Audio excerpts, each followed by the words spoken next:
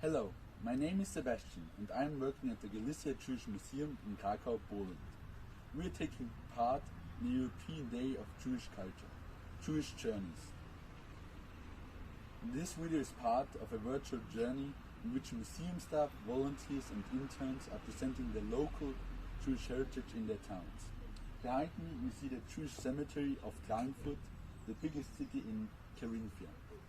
The first time Jews settled in the area was in the 12th century, but it was not until the 19th century, after the Habsburg monarchy granted the Jewish community full civil rights, that it allowed a permanent settlement of the region.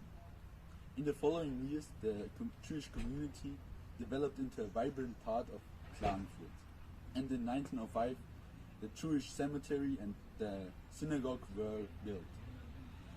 In the same year, the Klagenfurt Jewish Cultural Association was formed and split itself off the Grazer Association.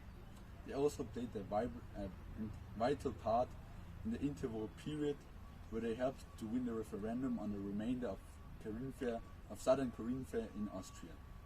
A lot of young Jews also fought in skirmishes, in the same struggle in skirmishes against Yugoslav forces in southern Carinthia. In the 1920s and the 1930s, the Jewish community became bigger and bigger, and peaked in 1935 at around 270 members. After the annexation of Austria through Germany, most of the Jews were either forced to flee or became victims of the Holocaust. Only few survived. The house of prayer and the graveyard were vandalized and then nearly completely demolished by the Nazi regime.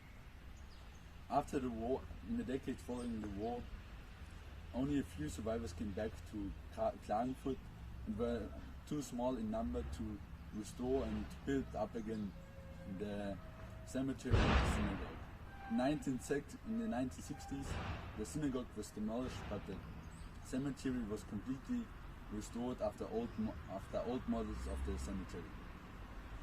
Most of the things done during the war were either fell into oblivion or were swept away by the society.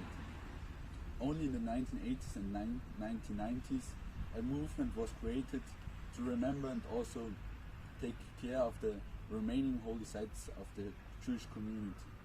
In 1912, the cemetery, which you see in the back, was completely renewed.